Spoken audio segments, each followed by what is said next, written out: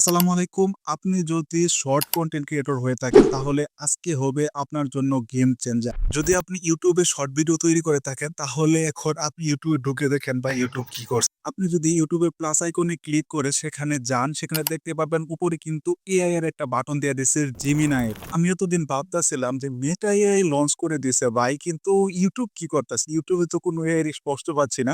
কিন্তু হঠাৎ করে YouTube এমন এক কাজ করে দিল ভাই, আমি একদম তো এটা যেহেতু দিছে এটা আমারও কাজে আসবে, আপনাদের সকলেরই কাজে আসবে। এটা যদি আপনারা কাজে লাগাইতে পারেন।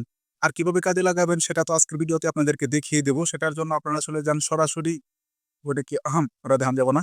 আপনারা চলে যান সরাসরি YouTube অ্যাপে। আর YouTube অ্যাপে যেয়ে দেখেন যে উপরে মানে নিচে যে প্লাস আইকনটা আছে, এই প্লাস আইকনে ক্লিক করেন। তারপর ক্লিক করার পর উপরের দিকে দেখুন Gemini এর আইকন আছে। এই আইকনের মধ্যে ক্লিক করেন।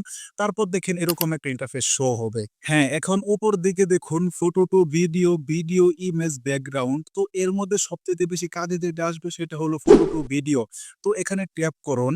হ্যাঁ, ফটো টু ভিডিওতে ক্লিক করার পরে দেখবেন আপনার গ্যালারি শো হয়ে গেছে। তো গ্যালারি থেকে যেকোনো একটা ফটো মানে যেটা দিয়ে আপনি ফটো বানাইতে চাচ্ছেন, ভিডিও বানাইতে চাচ্ছেন, সেই ফটোটা সিলেক্ট করে তারপরে নিচের দিকে দেখুন যে একটা প্রম্পট দেওয়ার অপশন আছে।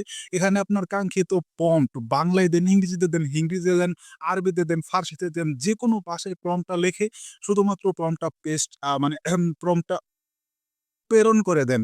তাহলে দেখবেন আপনার জন্য কি আসতেছে।